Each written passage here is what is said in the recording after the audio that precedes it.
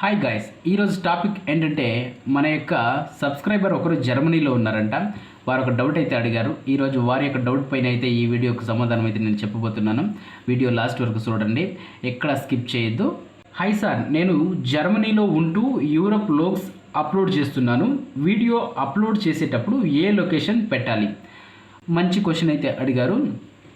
వాళ్ళు కొత్త క్రియేటర్ కావచ్చు బహుశా, అందుకే ఈ డౌట్ అయితే వచ్చింది. మీరు ఎక్కడ ఏ కంట్రీ నుంచి అయినా కూడా వీడియోస్ అప్లోడ్ చేయండి. బట్ మీరు అప్లోడ్ చేసేటప్పుడు కంట్రీ యొక్క లొకేషన్, ఆ ప్లేస్ ఏదైతే ఉందో మీరు పెట్టాలనుకుంటే మాత్రమే పెట్టవచ్చు.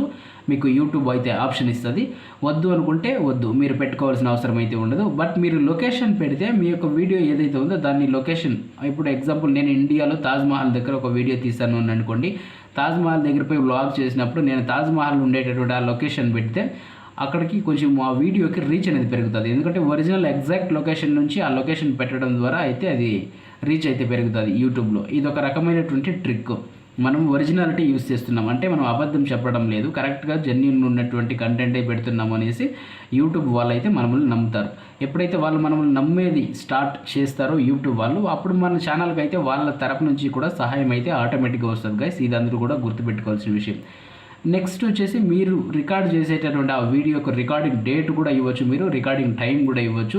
ఈ విధంగా సెలెక్ట్ చేసుకుంటే మీరు పెట్టినటువంటి ఆ వీడియో ఏ టైంలో పెట్టారు, ఏ డేట్లో పెట్టారు అనేసి కూడా మీరు ఆటోమేటిక్గా మీకు తెలుస్తుంది.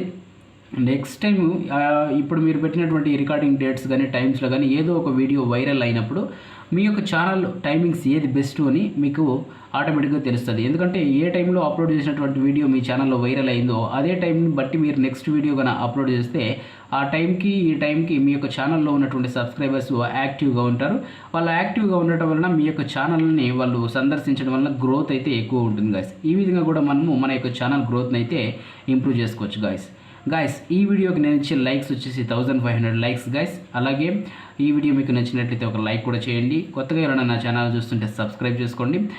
మరిన్ని ఫ్యూచర్ లేటెస్ట్ అప్డేట్స్ కోసం అయితే పక్కనే ఉన్నటువంటి బెల్ ఐకాన్ కూడా ప్రెస్ చేయండి. Thank you so much.